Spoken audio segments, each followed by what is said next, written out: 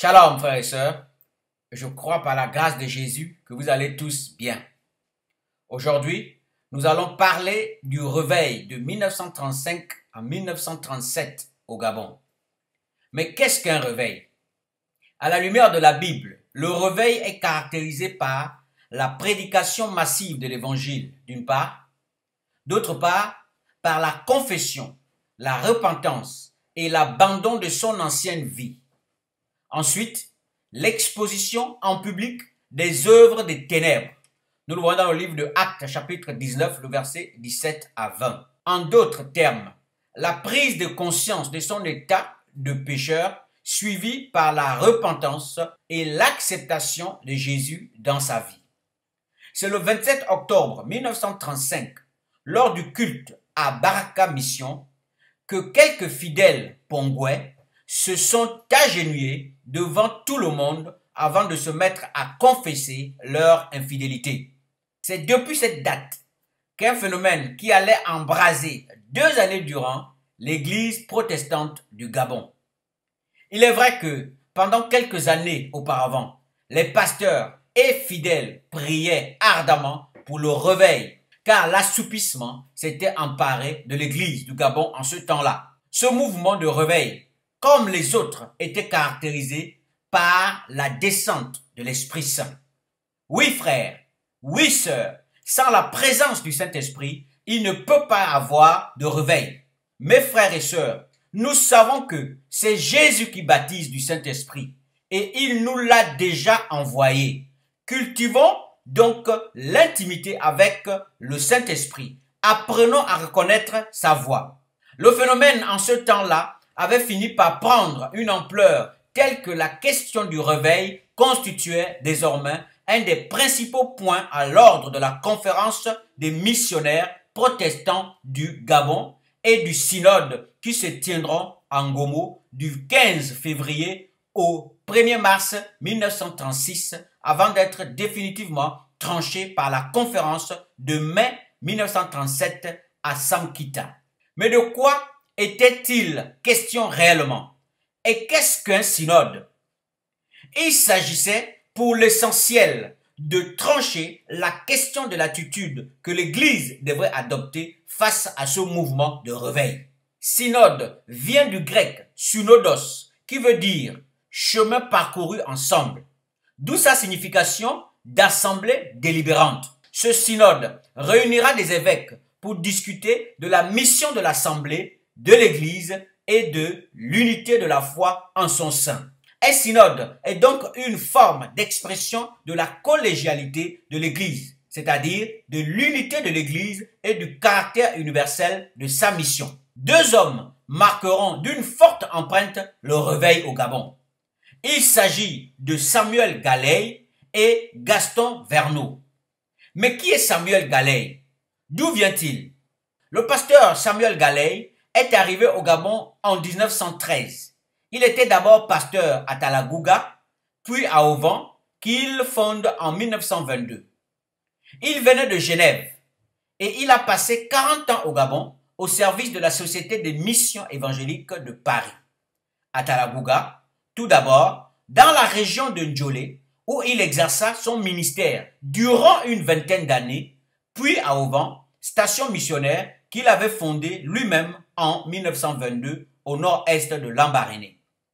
Il déploya également son inlassable et bienfaisante activité dans d'autres parties du Gabon, notamment en Dendé, Lambaréné, sur l'Ogoué. Dès ses premiers jours en Afrique, Samuel Galley reconnut le charme indéniable de la langue fon. Il apprit le fon de la bouche même de ceux qui le parlaient. Qui est Gaston Verneau? D'où vient-il? Gaston Verneau, quant à lui, est arrivé au Gabon en 1930. Il était un volontaire suisse, sans formation particulière, qui sera utilisé comme artisan à Talagouga, ce qui ne lui plaisait manifestement pas, puisqu'il avait la conviction d'être plus utile sur le plan religieux. Aucune biographie à ce jour sur Gaston Verneau. Toutefois, nous savons que Gaston Verneau a vécu de 1902 à 1970. Il était de nationalité suisse, sans formation particulière. il se présenta pour participer à l'évangélisation de l'Afrique. Il est envoyé au Gabon comme artisan en 1930. C'est d'abord au cours d'un congé en Suisse, en 1931-1932, que Samuel Galley rencontre des évangélistes du mouvement pentecôtiste qui le convainc du bien fondé de leur doctrine.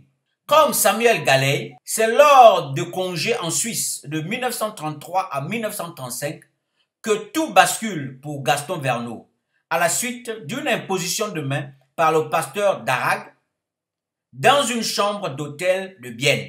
Après un an durant, à Talagouga, Samuel Galley sera affecté dans la station d'Auvent où il va donner libre cours à son pentecôtisme à partir de 1935, déclenchant ainsi le réveil à Auvent lors d'une retraite spirituelle. Frère, le réveil a un prix, notamment la consécration. Quant à Verneau, finalement revenu au Gabon en mai 1935, il bénéficiera d'une délégation pastorale à Baraka Mission. Et c'est dans le cadre d'une tournée dans le Haut-Congo qu'il déclenchera sa partie du réveil par le biais d'un catéchiste. Il était accompagné par Eman Bille. Dès ce moment, il n'y aura plus de culte à Auvent comme à Baraka sans la manifestation du Saint-Esprit.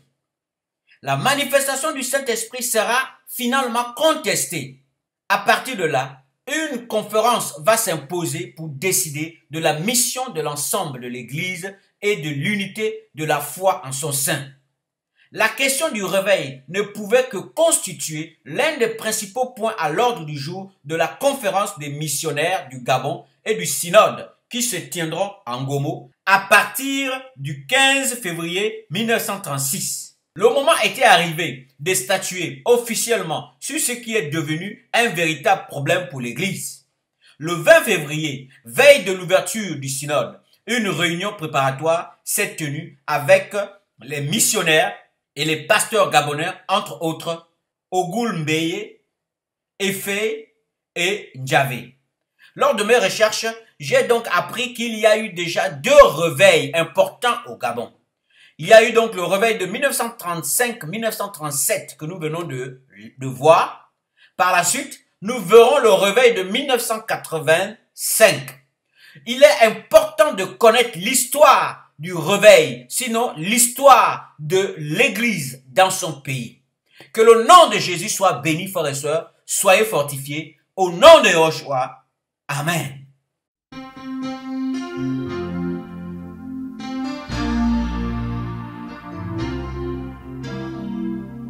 Dieu a une armée qui se lève